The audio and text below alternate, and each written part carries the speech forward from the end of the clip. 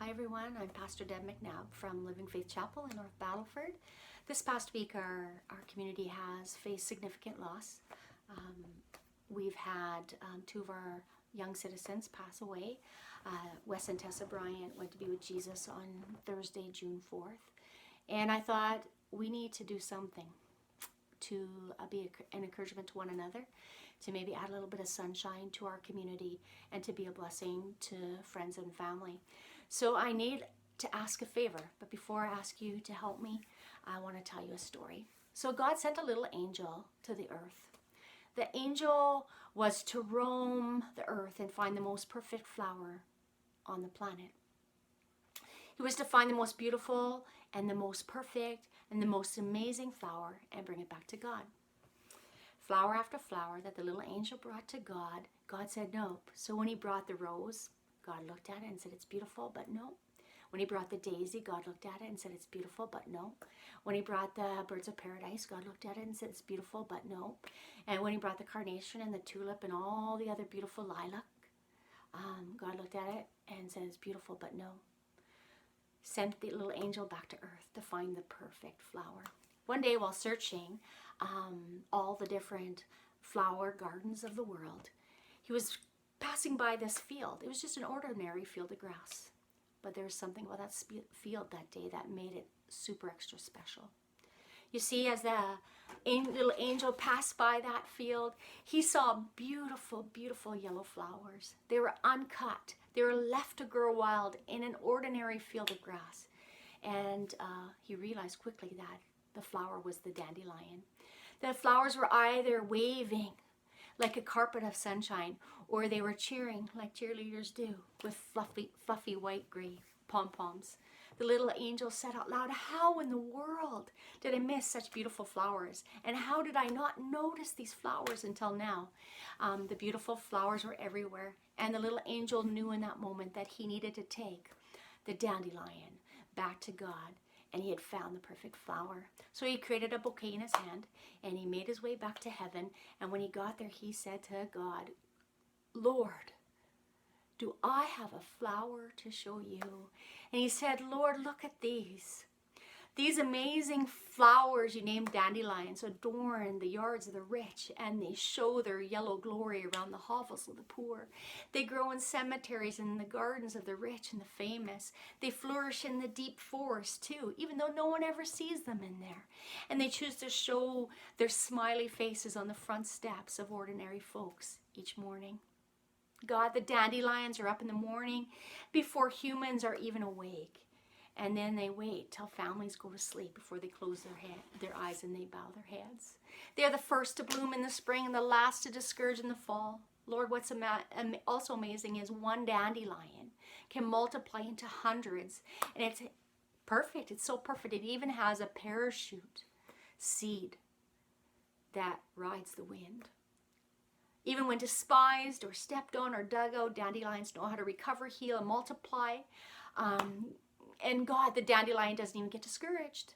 It rises above hard things, growing taller than grass and taller than weeds, so it can be seen. It's amazing. It doesn't even get sad when it has to bloom behind barns and hang with the cattle, or when it has to fight to just bloom in the city street cracks. Lord, whether in quiet places, famous gardens, dirt bike tracks, or soccer fields, it does the work you created it to do. It's amazing and it's perfect. It blooms and spreads love happily, abundantly, and beautifully. God, this dandelion is the perfect flower. God listened and then asked, so little angel, is this the perfect flower?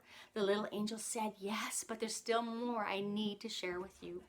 He sounds like me. He has to tell stories. Anyways, he said, I really think the dandelion is the best because of the other places I found it. Not just by the barn or in the forest.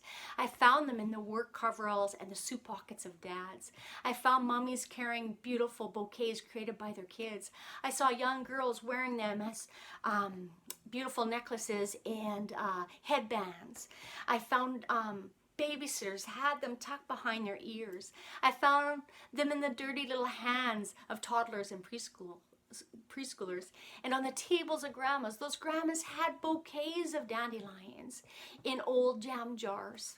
I found them in the gloves of Little League outfielders and tucked in the goalposts at the kids' soccer games. God everywhere. They grew everywhere, and they could be seen everywhere. And you see, they grow everywhere, and kids can't afford them because they cost nothing, and no one minds if kids pick them. You know God? They do cool things with them. The kids would take these yellow ones, and they would do this. They'd rub them really hard underneath their chin. They would stand with their friends, and they would do this. And if a yellow stain was found under their chin, the kids that were doing it together knew that they were going to be best friends forever. It was so fun to watch them.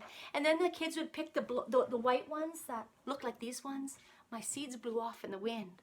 But they would pick white ones like these ones. They looked like pom-poms, and they would make wishes, and they would blow with all their mights, scattering hundreds of seeds. When I watched them, it looked irresponsible, but it also looked so generous. It was like they did this because they knew there would forever be dandelions. But you know what? There was two that I'll never forget. As I roamed the earth and I watched, they were brothers and sisters. This little brother and this little sister taught me the most. They didn't just love the dandelions. They lived like dandelions. Even though they were young and they had deep roots and they brightened other people's day, and they knew they had the power to spread joy and kindness and peace and truth. But most of all, they knew they were filled up with love, and if they shared that love and they spread it everywhere freely and recklessly, that their love would go far and wide. These two little siblings reminded me when I watched them of the seeded dandelions, like the one I showed you before. That when the wind blew on these dandelions, they looked wasteful and they looked irresponsible at first. When the wind blew, the dandelion let their seeds go wherever uncontrolled, on concrete sidewalks, on roads, dirt paths, highways, among thorns, in the grass, everywhere. I realized watching those two kids, that brother and that sister, they didn't see it as wasteful and reckless. They saw it as wisdom. You see, that little brother and sister I watched, they gave away love to others like they were made of it. They never held on tight to love. They gave it away like they were made of it, that they always knew there would be enough. For those two little kids, it was like it was a natural reflex. You have love, therefore you give love away. Watching them made love look so simple. God then stood. After hearing that little angel, and he said this: the dandelion will always and forever be the perfect flower of the children. May dandelions and all the children of the world forever be a reminder to the world of this. My love for mankind is big and amazing. It's reckless. It can look irresponsible. Many will ask, why does God love them, and how come this or how come that? It looks reckless and irresponsible, and sometimes people even question whether my love is wasted on some. I want people to know that my love is everlasting. It's for everyone. It's free, forgiving, and forever, just like the dandelion. That love is their greatest aim, to hold nothing back and to spread it generously and to scatter love freely. That all people, every age, everywhere would know, live loved. Share love like you are made of it. And know there will never be a time in history when love from me does not exist. Just like the dandelion, love will never stop blooming if we continue to scatter it, talk about it, and share it. Remember, everyone, at the beginning of my story, isn't that a great story? The dandelion will forever be the perfect flower of the children. So remember, at the beginning of the story, I shared I need your help. Starting this Friday, I'd love for your families to remember little Wes and Tessa with dandelion bouquets. So I need you to go out, take your buckets and your containers, take your vases, take some string, and create, whether it's hand bouquets, buckets full of dandelions, or small vases full to make little creations. Get out there picking. And then I want you to take your dandelion bouquets. We're going to make them dandelion bouquet memorials. Like when people send off balloons or let go of butterflies. We're going to blast the city with beautiful dandelion bouquets. So when people go for walks, or they're enjoying a bike ride, or they're going for a drive through the city, they'll see your beautiful dandelion bouquets. And they'll be reminded of the little angel that brought the dandelion to God, God's message of hope, and of course the lives of Wes and Tessa Bryant, little ones that shared big, big love so freely. So thanks for your help. Get out there, start picking dandelions, start putting them on your front steps.